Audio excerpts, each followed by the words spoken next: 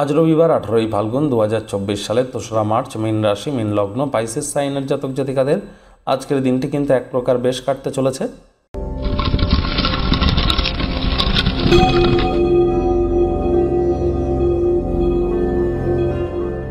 ভিডিওটির শুরুতে স্ক্রিনে আপনারা দেখতে পাচ্ছেন সূর্যদেবের প্রণাম মন্ত্র।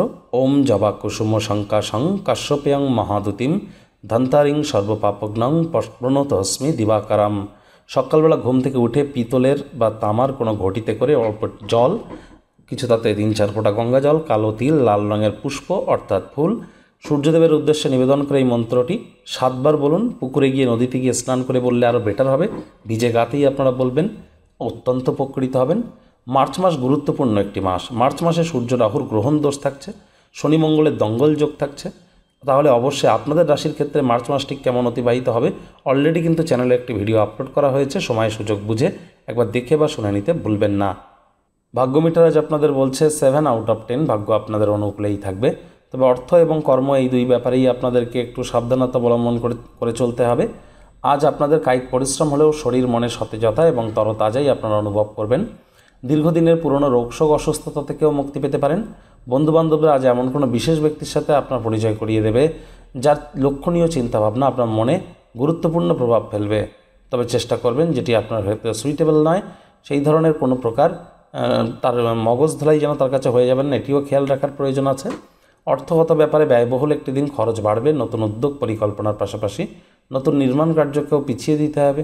চাকরিজীবী যারা আছেন তাদের কিন্তু অফিসের পরিবেশ এ সময় কিন্তু একসময় যে খুব ভালো যাবে তা কিন্তু নয়। রাজনীতিবিদরা জনসংযোগ বৃদ্ধি করতে হবে।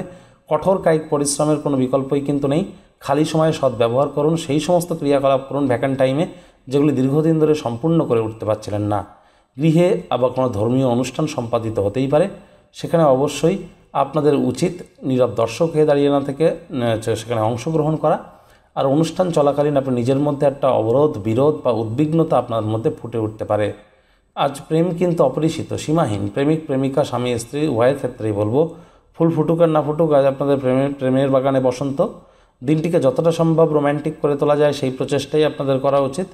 অবিবাহিতদের বিবাহের যোগ পরিলক্ষিত হচ্ছে। যারা প্রেমে পড়েননি তাদের জীবনে স্বপ্নের নারী বা পুরুষের আগমন আজ কিন্তু হতেই পারে।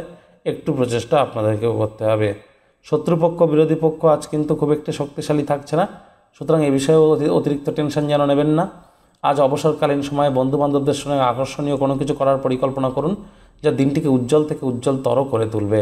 আপনাদের উচিত প্রত্যেক দিন সন্ধ্যাবেলা শনি মহারাজের বীজ মন্ত্র ওম প্রাং প্রিং প্রং শনিশ্চরায় নামা অথবা ওম শ্যাম শনিশ্চরায় নামা যে কোনো একটা আপনি 108 বার বলতে বলবেন, দেখবেন আপনারা অবশ্যই উপকৃত হবেন।